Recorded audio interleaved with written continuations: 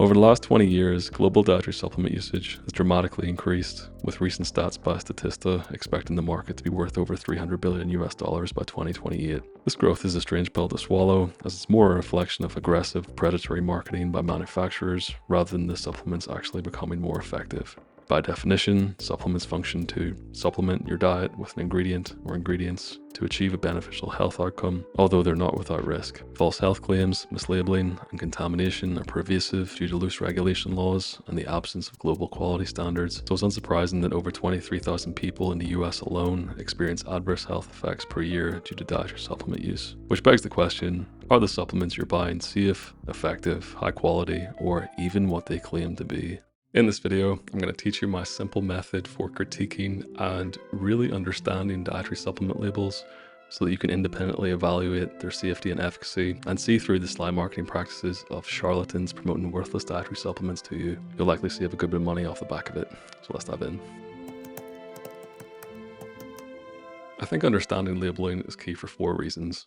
The first one obviously being your safety. The idea that dietary supplements are inherently safe seems to be firmly cemented into the public's consciousness. Unfortunately, this isn't the case, specifically for supplements that claim to enhance weight loss, sexual function, and athletic performance. Carcinogenic, illegal, and toxic ingredients are commonly found in dietary supplements, which obviously pose a threat to consumer safety. Some supplements contain doses that go above the upper safe limit for an ingredient, while others don't even declare the ingredients at all. And this is of key relevance if you compete in drug-tested sport, have allergies, are pregnant, or are taking prescribed drugs that have known interactions with certain ingredients. Number 2, efficacy. In nutrition, we often talk about the relationship between an exposure and an outcome. The dose and duration of the exposure to the dietary supplement are essentially what will result in you either experiencing positive or negative health outcomes from using it. So it's important to ensure that A, you've been exposed to the ingredient and dose that you think you're getting, and B, you've been exposed to ingredients and doses that are substantiated by human randomized controlled trials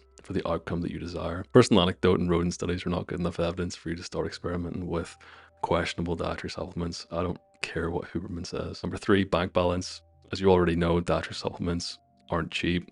If you're buying brands that don't show transparent dosing or are known for shady practices, you're essentially burning your money. And lastly, probably one of the most important as well, critical thinking skills. If you know how to read a label correctly, you'll know when someone is trying to sell you a bunch of bullshit, making you a more informed consumer, and that's key.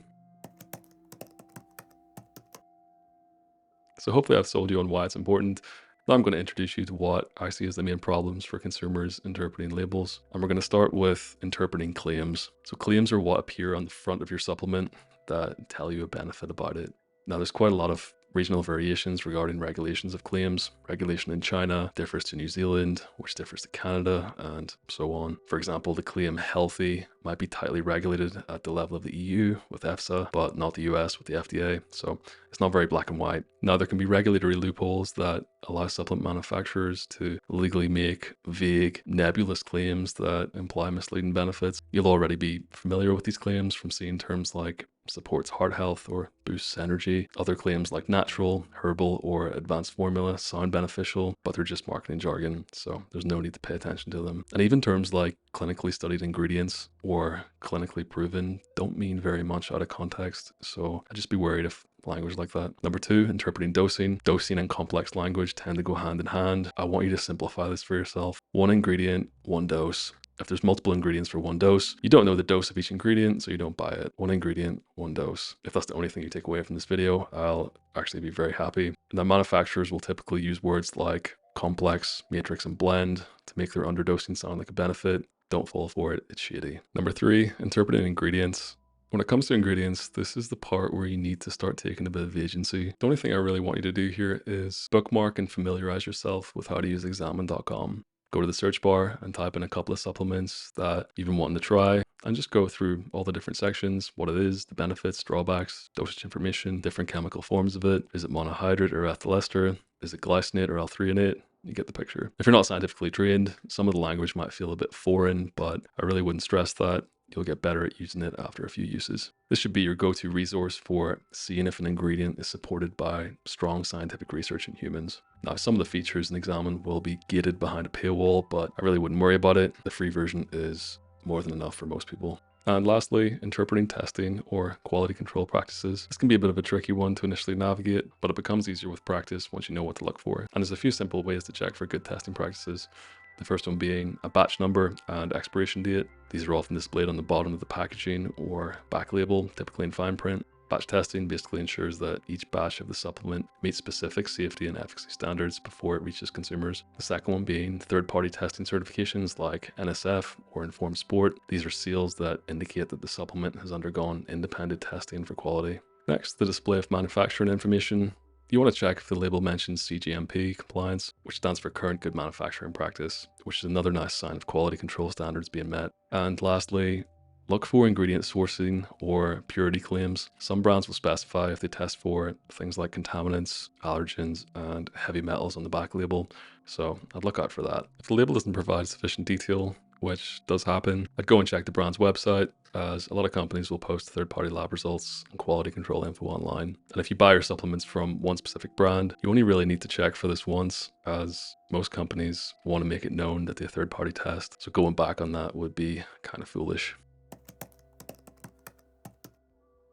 The regulatory formatting and terminology used on dietary supplement labels will vary from region to region ever so slightly, and the bodies occasionally update how they want manufacturers to display the information, but for the most part, they're fairly similar. So I'm going to walk you through the composition of a US dietary supplement label, and from that you should be able to broadly understand back labeling composition for any other region, although I'm sure there's a few weird ones out there. Now, this is a great 10-point overview by the folks over at the Council for Responsible Nutrition that I'll use to guide you. So first we have supplement facts. It's number one, i.e. the nutrition info panel specific to supplements. Number two, we have serving size, the suggested amount per dose, shown in units like tablets, capsules, or teaspoons. Number three is the servings per container, the total servings the bottle or a package contains. Number four is the amount per serving, i.e. the quantity of each ingredient in a single serving. Number five, percentage daily value. This is the percentage of recommended daily intake per nutrient based on a person consuming a 2,000 calorie diet. And I believe this is based on adults and children over the age of 4 years old. Broadly speaking, 0 to 5% DV is low and 20% is considered high. And if no number at all is listed in the percentage daily value column, then this means that the regulatory body hasn't actually made a recommendation for how much of the nutrient you should have in your diet. 6, dietary ingredients. These are listed by their common names, covering things like vitamins, minerals, botanicals, amino acids, or other dietary substances. Number 7, unit measurement. This is the ingredients listed in metric units like milligrams or micrograms, grams or IU. Those are the typical ones. Number 8, symbols. These are marks like an asterisk, for example, that show that no daily value is established for certain ingredients. Number 9, footnotes. It's basically extra information explaining symbols. And number 10, additional ingredients. This is basically other inactive ingredients listed by weight, with the heaviest one being first. A section showing total calories in each serving can also be displayed if a supplement contains any macronutrients. And in this case, you'll see a breakdown of things like total fat, saturated fat, dietary fiber, added sugars, things like that. A further section showing allergen information may also be displayed if the supplement contains any allergens or warnings about potential allergen cross-contamination. The label below by Now Foods is a really transparent overview of the different components of their dietary supplement labels. I think using this would be a really strong benchmark for evaluating the labeling of other manufacturers, as it's incredibly thorough. I'm not going to teach you my simple importance hierarchy to essentially just streamline the process of critiquing supplements. So we'll start at the base, i.e. what I see as the most important, where we have testing. This can also be referred to as quality control or even just brand. So safety has to come first. If you can't find sufficient detail on whether the company adhere to the quality control practices, or even just a few of the practices that I outlined earlier, don't buy the supplement. And this is again especially important if you play drug-tested sport, are pregnant, have allergies, or if you're taking medication. So moving up, we have dosing. Use the rule I outlined earlier. 1 ingredient, 1 dose. If you see a proprietary blend where there's multiple different ingredients for 1 dose, as a general rule, just don't buy the supplement. I wouldn't even entertain it. The manufacturers are concealing key information where you don't know the dose of each of the ingredients, so it's impossible to actually tell what the actual outcome will be. Now, if both testing and dosing are looking good, move on to ingredients. Here you want to check with Examine if the ingredients are backed up with a decent amount of human data to warrant their use. You'll get better at this over time, but if you're really stuck, paste the ingredients, examine information into ChatGPT, and ask it to summarize the info to you as if you were a 5-year-old. And lastly, we have pricing. If you've now made the judgment call that all 3 of the aforementioned criteria are passable, then it's fully up to you to decide if you want to spend your money on it. Now, it's super common for people to experiment with supplements for brief periods of time, but I try to get out of that mindset as quickly as possible. I think there's way more upside to having a fairly set stack from a set company that you can buy from in bulk. So a simple stack might be creatine monohydrate, an animal or plant-based protein powder that you really enjoy, caffeine from tea or coffee, and maybe a bit of vitamin D3 in the winter months. The best before date on a lot of supplements is months, if not years in advance. So I'd make use of it by bulk ordering. And that's how I go about making your money go further with dietary supplements. All of this is obviously wrapped up in the company's marketing and their claims. My advice is to just ignore it. If you follow this framework of testing, dosing, ingredients, and pricing, you'll be set to see through the BS of their marketing and make critical, informed decisions for yourself. I realize the video is getting on, but I still want to show you how quickly you can apply this method yourself to different products on the market. I'm going to use the idea that I just shared of buying supplements from a set company. So I'm going to use good old MyProtein as an example, as a lot of you will be familiar with them. And no, I'm not affiliated with them. So to start, I can tick off the first step in our hierarchy already, as MyProtein, strong quality control practices. So the focus will be on dosing, ingredients, and price. And we'll start with a weird one. Let's go for some hormone gummies. These are described as a blend of plant extracts, natural oils, and essential vitamins to support your hormonal wellness. That claim of support your hormonal wellness is already incredibly vague, so that wouldn't even pass through my scanning filter, to be honest. But let's ignore that for now and work through the hierarchy. Let's start with dosing. There's 1 ingredient, 1 dose. No proprietary blends in sight, so we can move on to the next level. For pure sanity, I like picking 2 to 3 ingredients as a litmus test for products with a lot of ingredients to see if their dosing is broadly in line with the current body of evidence. So let's go with ashwagandha extract and rhodiola extract. From a pretty brief scan of Examine, it's clear that both ingredients are dosed well below what you would want for an effect. Now you can maybe make the argument, but Keelan, what if these ingredients have synergistic effects when combined at low doses that you're not taking into account? To which I'd respond, substantiate your point with human evidence. I actually had to go through 3 different MyProtein sites to find the dosing information for this product, so that's also a huge red flag. As a general rule, if the dosing isn't transparently listed on the website, it's not worth buying, and the price is relevant as it doesn't meet the ingredients criteria. I would not buy this. Move on to example number 2. This is called green superfoods. If you're familiar with my channel, you'll already know where this is likely going. These greens are described as a nutritious blend of 8 superfood ingredients, which in itself is enough of a red flag, but let's work through the hierarchy regardless. Starting with dosing. Unfortunately, again, I had to visit multiple MyProtein sites to access the dosing information. Eventually, their .pk Pakistan website showed it, but that's not good enough. If a company is doing this, move on. Next up, we have their clear whey protein powder.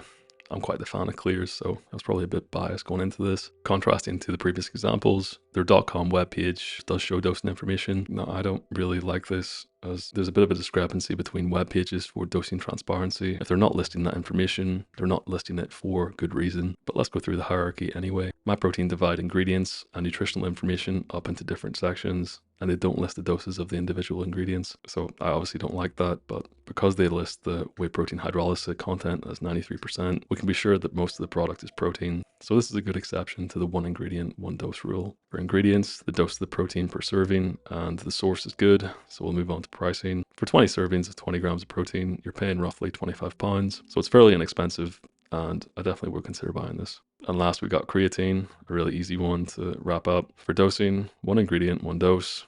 That's ticked off. At least for the unflavored version, it's just 1 ingredient at a dose per serving of 2.6 grams, which is sound. Something very relevant to be aware of with supplement companies is that they'll often decrease the dose of their product while increasing the price. I remember MyProtein selling creatine monohydrate at 4 to 5 grams per serving, so the fact that they've decreased the dose to 2.6 grams while raising the price is another red flag. And pricing wise, it's still relatively good compared to the market, so I would consider buying. My primary intention with the video was to save you time and money, so I really hope it does that. It might not be $1,000 per year, or it could even be significantly more. That'll depend on your own context. If you find this video useful, feel free to engage in the comments below or share it with your family and friends. And if you want to keep hearing from me through the week, sign up for my free fitness emails. They'll be pinned in the comments below. I'll see you in the next one.